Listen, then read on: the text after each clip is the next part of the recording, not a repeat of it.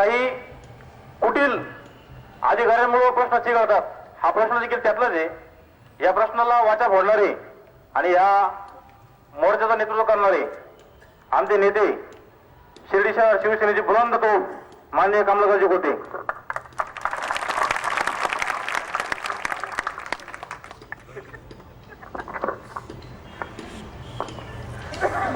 व्यासपीठावर उपस्थित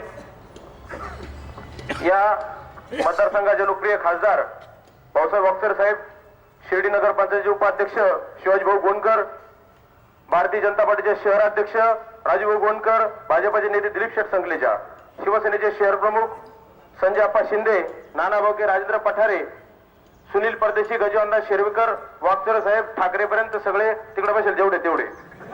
या बाजूला उपस्थित राहुल भाऊ गोंडकर, कामगारांचा प्रश्न सातत्याने माझ्यापर्यंत पोहोचवणारे माझे मित्र आणि भविष्यात तुम्ही निवडले तर कामगार नेते जयराम कांदळकर. हा विषय सातत्याने माझ्यापर्यंत जयराम कांदळकरनी पोहोचवला. पोटावर राजकारण करून पोट भरायचं नाही. ज्यांना भरायचं त्यांनी 5 वाजता बैठक ठेवलेली. साईबाबाच्या कृपेने संपत्तीचा हिशोब मांडित नाही, पण साहेबाच्या कृपेने पोटावर बांधा इतकं मिळालंय, पोटात बसत नाही इतकं बांधा इतकं मिळालंय. आता तोही प्रश्न शिवाजी भाऊ आमच्या पुढे तोही प्रश्न राहिला. आता पुढे प्रश्न आहे का आता तू का कोणापुढे करून तुमचं मुंडक त्यांच्या पुढे कापून तुमच्या रक्ताने त्यांची तहान भागून तुमच्या जीवावर राजकारण करायचं नाही आणि पोट भरायचं नाही. खऱ्या अर्थानं मी जेव्हा सकाळी पेपरला बातमी आली, सकाळ संध्याकाळीच मला कळलं की त्यांनी बैठक ठेवली, त्यांनी असं केलं. मी स्वतः अस्वस्थ होतो, मी अतिशय अस्वस्थ होतो. कर्ज कामगारांनी आपल्याला तोंडावर पाडलं तर काय. पण मित्रांनो, साईबाबाला म्हणू शकतो मनापासून तुमचे धन्यवाद व्यक्त करतो. हा लढा तुमच्यासाठी आहे. मी प्रत्येक डिपार्टमेंटला राजू आम्ही गेलो आणि प्रत्येक डिपार्टमेंट सांगितलं लढा तुमच्यासाठी, भांडण आमच्यासाठी नाही. मला दिलीप शेट्टी नगरपालिका निवडणूक, मला नगरपालिकाची निवडणूक लढवायची नाही. तुम्ही मला कधीही मत देऊ नका भविष्यात उभं राहिलं तर. फक्त माझी विनंती ज्या लोकांना करायची होती त्या लोकांसाठी आपण इथं आलेलो आहोत. शिवाजी भाऊ आणि वागचोरे साहेबांचं बोलणं झालं. आपला मोर्चा कोणाच्या विरोधात आहे? आपला मोर्चा किशोर मोरे साहेब, यशवंत माने साहेब, साईबाबा संस्थांच्या सर्व विश्वासांच्या विरोधात आहे. टाकाला जाऊन मला गाडगं लपवायचं नाही. गाडगं आणून त्याच्या डोक्यात हाणील, पण लपवणार नाही. भांडण कोणाशी आहे? तुमचं आउटसोर्सिंग कार्ड मोरे साहेबांनी आणि माने साहेबांनी. मी जर माननीय नामदार राधाकृष्ण विखे पाटील बद्दल अपशब्द बोललो असेल, त्यांच्याबद्दल माने साहेबांबद्दल अपशब्द बोललो असेल, किशोर मोरेंबद्दल अपशब्द बोललो असेल किंवा ससाने साहेबांबद्दल अपशब्द बोललो असेल, तो माझा स्वभाव आहे साहेब. मी साहेबांना स्मरून तुम्हाला विनंती करतो, मला माफ करा. कमलर कोणी फार लहान माणूस आहे, मला नेता व्हायची बिलकुल हौस नाही. तुम्ही सांगा तुमच्या ऑफिस पुढे झोपून लोटांगण घालतो, पण या बिचाऱ्यांचं आउटसोर्सिंग रद्द करा. भांडायची हौस नाही, मारामारी करायची हौस नाही, शिवाय द्यायची हौस नाही. मला वाटतं का पोलिसांनी माझ्यावर केस करावं, बायका बरोबर लांब करून जेलमध्ये कोंडावं, हौस आहे का मला? पण भांडण काही लोकांना कळत नाही. काय करू? तोंडाने सांगितलं समजत नसेल तर त्या भाषेत सांगा. साहेब, मी या ठिकाणी तुम्हाला अतिशय कोणी त्याचा अर्थ चुकीचा काढू नका. म्हणजे कामगारांना विनंती आणि ऐकणाऱ्या अधिकाऱ्यांना विनंती. यापूर्वी या साईबाबा संस्थांमध्ये अशी घटना घडली साहेब. त्या सर्व ठिकाणी या ठिकाणी उपस्थित असलेल्या सर्वांनी विनंती. साईबाबाची शपथ घेऊन तुम्हाला सांगतो आणि साहेब शपथ देऊन सांगतो, त्याचा गैरअर्थ काढू नका. कामगाराच्या पोटावर पाय आलं तर एका अधिकाऱ्याला जीव गमवावा लागला. माझी विनंती आहे अधिकाऱ्यांना, तर कोणाच्या पोटावर पाय देऊ नका. जेव्हा पोटावर पाय येईल तेव्हा तो कोणत्याही टोकाला जाऊ शकतो. परवा दिवशी हॉस्पिटलला आउटसोर्सिंग संदर्भात कदम पाहणी करायला आला. मला स्वच्छता कर्मचाऱ्याच्या एका मित्राने फोन केला की तो पाहणी करायला आला. मी 2च मिनिटं थांबलं की 2च मिनिटात आलो. 2च मिनिटात आलो. मला अभिमान या गोष्टीचा वाटतो. माने साहेब, मोरे साहेब समोर उभे होते. मी त्याला सांगितलं की अजिबात ताबा घ्यायचा नाही. आमचं जोपर्यंत भांडण मिटत नाही तोपर्यंत तू याच्यात यायचं नाही. जर तू आला, तुझा खिल्लारी का फिल्लारी, खिल्लारी बैल हाकायची आम्हाला चांगली सवय आहे. त्यांना काय टोचित कुठं टोचतो हे आम्हाला चांगलं माहिती आहे. जर कोणी दम दिला कर्मचाऱ्यांना, अधिकाऱ्यांना सुद्धा विनंती आहे, तुमचेच लेकर आहे, तुमची आज बहिणी आहे, तुमची आज मुली आहे, सावध राहा. जर कोणाला टार्गेट करायचा प्रयत्न केला, रात्री बेरात्री अंधारात घरी जावं लागतं. निशाचर आहोत. निशाचर माहिती का रात्री हिंडतात वटवागोळ झाल्यानंतर निशाचर आहोत रात्री फिरतो तुम्हाला अंधारातून घरी जावं लागतं. कामगार काही करणार नाही तुमचा हातपाय मोडला तुम्ही कुठं चारीत पडला गटरीत पडला काय सांगते तर तुमच्या जीवाचं काही बरं वाईट झालं तर. पण मित्रांनो तुम्ही कामगारांच्या याला धक्का लावू नका कामगारांना दादागिरी करू नका. आणि विशेष मला याचं वाटतं मी त्या अधिकाऱ्यांचे आभार मानतो ज्या अधिकाऱ्यांनी ही माहिती दिली. अधिकाऱ्यांनी दिली वागचौरे साहेबांना अधिकाऱ्यांशी बोलायला लावलं. विश्वस्तांनी सांगितलं आम्ही कामगारांच्या आउटसोर्सिंगच्या सक्त विरोधात आहोत. 5 ते 6 बरं का सगळे नाही. आणि त्यांनी सांगितलं माने साहेब आणि मोरे साहेब यांचं लिडिंग आहे. यांना वाटतं की आउटसोर्सिंग झालं पाहिजे. माझी माने साहेबांना मोरे साहेब विनंती आहे साहेब आपण 3 वर्ष राहणार. तुमच्या साहेबांचा तुम्हाला आशीर्वाद असला तर तुम्ही 6 वर्ष राहाल 10 वर्ष राहा कितीही वर्ष राहा. शिर्डीत भरपूर लोक आहेत किती काही वर्ष राहतात आमची काही हरकत नाही. आम्ही ना कोतवाल गावचे ना लिखापटी ठेवणारे कोण गावात आलं गेलं. तुम्ही कवरही राहा तुमच्या कामाला आमची विरोध नाही. साहेब तुम्ही अतिशय चांगले आहात. तुमच्याबद्दल आमच्या अपेक्षा भरपूर होता की साहेब आल्यानंतर असं करतील साहेब आल्यानंतर तसं करतील. आमच्या आम्ही डपडे घेऊन वाजत होतो. पण साहेब तुम्ही या बिचारांच्या पोटावर वाजू नका. गोरगरीब जनतेवर अन्याय करून कोणाला इथं नोकरी करता येणार नाही आणि कोणाला करूही दिली जाणार नाही. आता सकाळी मी जेव्हा 500 रुग्ण होतो काही लोक पण माझ्या बरोबर होते कोणते यांच्याबद्दल मी काही बोलणार नाही. माझे मोठे भाऊ आहे त्यांना बोलून माझी फक्त विनंती अशी आहे शिर्डीमध्ये राम लक्ष्मणाची जोडी आणि हनुमान यांना असं हनुमान समजतात. माझी विनंती माननीय हनुमान साहेबांना की हनुमान साहेब कृपया ससाने साहेबांना आपल्या साहेबांना सांगा आणि यांचं आउटसोर्सिंग रद्द करा. हनुमानाची भूमिका काय सीतेला निरोप पोहोचवणे. अंगठी कोण घेऊन गेलं हनुमान. लंकेत सीता होती हनुमान समुद्राच्या या बाजून उडी मारून तिकडे गेले. माझे भाऊ हनुमानासारखा चांगला शूर वीर दष्ट पुष्ट माझ्या हनुमान भावाला विनंती का तुम्ही असं उड्डाण करा तिथं जा आणि सीता रूपी जी यांची नोकरी हरवण्याचा प्रयत्न होतोय ती परत मिळवून द्या. हनुमान जर अलीकडे बसला असता झाडावर आणि झाडावरून रावणाला इशारा दिला असता आउटसोर्सिंग रद्द झालं पाहिजे होईल का. रावण खातो का. आता ते 9 तोंडाचे हे किती भावी एकूण किती 19 होतं 17 तोंडाचे. हा रावण आधुनिक आहे त्याच्यामुळे यांना 17 तोंड आहे. तर या सगळ्या रावण हे सुद्धा हुशार. रावण सुद्धा छोटा माणूस नव्हता रावण सुद्धा विद्वान माणूस होता.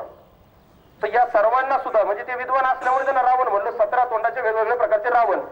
तर यांना सुद्धा आपण विनंती करणार आहोत माझं काही चुकत असेल माझ्यामुळे जर तुम्हाला राग असेल का यांना तुम्ही आउटसोर्सिंग रद्द करा तर ते म्हणतील का तुम्ही मोर्चा काढा कमलर कोते असं बोलले दिलीप संगले तसं बोलले शिवाजी गोंडकर बोलले राजेंद्र पिपाडा कशाला बोलवले भाऊसाहेब वागचौरे कसं काय असं बोलले त्याच्यामधून आउटसोर्सिंग रद्द नाही. तुम्हाला विनंती करतो मान्य खासदार तुम्हाला विनंती करतो ते जेव्हा म्हणतील खासदार असं कायला बोलले तर मी स्वतः खासदार साहेब विनंती करतो आपण जाऊन सगळे ससाने साहेबांचे ज्यांच्या भावना दुखावल्या असतात खासदार साहेब तुम्ही पहिले पाय धरायचे तुमच्या मागे मी धरेन. साहेब धरणार काय लोकांसाठी पाय हे लोक तुमच्या मागे थांबत त्यांचे पाय धरचे का काम करण्यासाठी साहेब नंतर सांगतो. आपण कुठलाही किंतु कोणतीही गोष्ट ठेवणार नाही. प्रत्येक गोष्ट मी त्याची भाषण केलं की माझे मित्र मला म्हणले का बरं एवढं सौजन्याने बोलले. ज्या दिवशी गावाचा प्रश्न येईल त्या दिवशी गाव त्याच्या भाषेत बोलेल. गावाला एक वेगळी भाषा आहे वेगवेगळ्या भाषेत बोलतं. कोणाचं करायचं काय खाली डोकं वर पाय कोण म्हणतात येणार नाही कमरात दात घातल्याशिवाय राहणार नाही. या घोषणा गावकऱ्यांच्या साहेब कृपया तुमच्या यांनी रेकॉर्ड केलं तर त्यांना सांगा ही घोषणा तुमच्यासाठी होती गावकऱ्यांची होती. हे कर्मचारी बोलले गावकरी बोलले. ते माझ्याबरोबर असलेल्या कार्यकर्त्यांनी घोषणा दिली कर्मचाऱ्यांनी दिली नाही. कर्मचारी बिलकुल दोष नाही. कर्मचाऱ्यावर काही सूड उगवू नका. जर सूड उगवला तर सुडाचं गोष्ट सुडाने संपेल. जिथं सूड घेतला जाईल तुमच्यावर सूड उगवला तुमच्यावर सुद्धा आम्ही सूड उगवणारच. तुम्ही असं समजायचं नाही का कोण आहे त्या झाडूवाल्या माग त्याच्या माग हे लोक आहे एवढे बसलेले. भारतीय जनता पार्टी शहर अध्यक्ष राजू गोंडकर यांना तुम्ही बघितलं असेल त्यांच्या हातात काय काठी असती त्यांनी आता काढली, कारण मोर्चात होते आणि काठीने सुद्धा बॅड इम्प्रेशन व्हायला नको. राजूभाऊवर जबाबदारी देतो. ज्या दिवशी कोणत्याही कामगार अन्याय होईल, पहिलं राजूभाऊ भेटा, कारण मी पहिलं सावजनीने बोलतो, नंतर मारतो. राजूभाऊ डायरेक्ट मारितो. हे सांगायचा उद्देश असा की मी कोणासाठी आपण भांडण मारामारी करायचा उद्देश नाही. कोणत्या अधिकाऱ्याला जर मस्ती आली असेल, त्याची चरबी वाढली असेल, त्याची डायटिंग घेतली जाईल, त्याचा व्यायाम केला जाईल, त्याची चरबी कमी करण्याचा घटवण्याचा प्रयत्न आपण करू. हे कोणाला स्पेशल उद्देशून म्हणत नाही, कोणत्या अधिकाऱ्याला स्पेशली उद्देशून म्हणत नाही. कुणी मना लावून घ्यायचा प्रयत्न करू नये. आणि लागलं तुमचा प्रश्न, तुम्हाला वाटेल ते करायला मी कधी भेटा, 24 आवर सर्व्हिस आहे तुमच्या कोणत्याही गोष्टीला. पण साहेब कृपया विनंती की साहेबांनी मला शिवाजी बोल सांगितलं का आज अतिशय सभ्यपणे मांडायचं, कोणावर काही बोलायचं नाही, अजिबात बोलायचं नाही. काम तुमचं होणं मतलब आहे. मला एक सांगा, तुम्हाला काम होणं महत्वाचं आहे, कमलार कोणतं नेता होणं महत्वाचं आहे? काढून दिलं की नाही मला तुम्ही बरोबर? खरी गोष्ट आहे. तुमच्या पोटावर पाय देऊन कुठलंही राजकारण करत नाही. माझी सुद्धा प्रामाणिक इच्छा आहे की तुमचंच काम झालं पाहिजे, तुम्हाला कामावर घेतलं पाहिजे. पहिली गोष्ट, 22 तारखेला आउटसोर्सिंग रद्द नाही झालं, पुन्हा मोरे साहेबांच्या घरावर कुटुंबासह मोर्चा नाही न्यायचं आहे का नाही? उद्या कैलास बापूचं पत्र घेईन, घाबरणार का? सगळं मागच्यांचा आवाज येत नाही का? तुम्ही त्यांच्या सामील आहे का? जर मी त्या दिवशी पण सांगितलं, त्या दिवशी उपस्थित नव्हते, 22 तारखेला जर निर्णय झाला, तुमच्या बायका पोरांसह साईबाब संस्थांचे कार्यकारी अधिकारी किशोर मोरे साहेब यांच्या घरावर बायका पोरांसह आपल्याला मोर्चा न्यायचा आहे. मोरे साहेब परित आहेत, ते सुद्धा ऐकताय. साहेब तुमच्या विरोधात नाही, फक्त आमच्या बायका पोरांची, जे कामगारांचे बायका मुलं आहे त्यांची स्थितीकडे मध्ये काय पाहू नका माझं.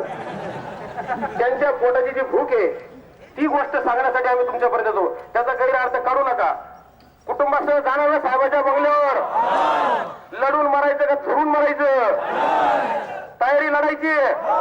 मग एका सुरात सगळ्यांनी म्हटलं पाहिजे, सद्गुरू साईनाथ महाराज की जय. लोक अफवा करतील.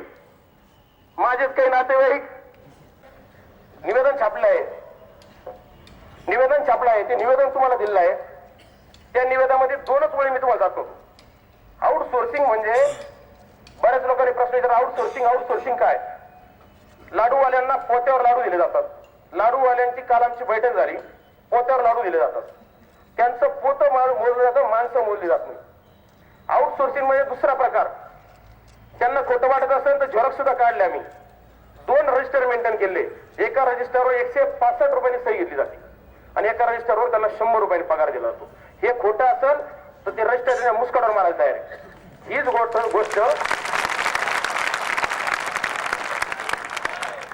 गोष्ट आउटसोर्सिंग मध्ये होणार आहे. 2च वेळी सांगतो तुम्हाला, फार महत्वाच्या लिहिल्या. सध्याच्या ठेकेदारीवर कर्मचारी पुरवण्याची जबाबदारी. जो सध्याचा ठेकेदार आहे त्याला काय मिळतं? तू 10 महिला दे, 20 पुरुष दे, हे 50 पोरं दे, हे कॅम्प्युटरचे 20 पोरं दे. जेव्हा आउटसोर्सिंग सुरू होईल, आउटसोर्सिंग मध्ये मात्र त्याच्यावर ठरवलेले काम करण्याची जबाबदारी. म्हणजे काम कसं? आता भोजनगृहाची साफसफाई दिली का, तू एवढं साफ करून देतो, तू मशीनने कर, हाताने कर, पायाने कर, माणसाने कर, नाही तर तुझा एखादा पाहुणा 6 नंबर आण, तरी त्यांची हरकत नाही. या पद्धतीने आउटसोर्सिंग होणार आहे. आज माननीय कैलास बापूंनी सांगितलं की आउटसोर्सिंग हा शब्द चुकीचा आहे. माझी विनंती माननीय बापूंना, ससाने साहेबांना, मी सकाळी तेच म्हटलो, म्हणजे हे नाही म्हटलो जे मी तुम्हाला सांगतोय ते खोटं काय ना बोलायचं, काहीतरी ठोकून द्यायचं, तुम्ही ऐकता ना, ठोकाटाकी नाही करायची. मी ससाने साहेबांना आता पुन्हा भेटून विनंती करणार आहे, आपण सगळे जाऊ आणि त्यांनी फक्त साईबाबा समाधी ना, ज्याच्यावर आपण पोट भरतो, ज्याच्या झोळीत 1-1 रुपया पडतो, त्याच्यावर पोट भरतो, त्या साईबाबांच्या समाधीला हात लावायचा ससाने साहेबांनी आणि कैलास बापू कोतेंनी आणि जे त्यांचे समर्थक असतील त्यांनी. आणि साहेबांच्या समाधीला हात लावून सांगा की ह्या 2200 कर्मचाऱ्यांचं आणि 150 लाडूवाल्यांचं नुकसान होणार नाही. हे परमनंट साहेबांच्या समाधीला हात लावून सांगा. आजच आउटसोर्सिंग मध्ये सामील होतो.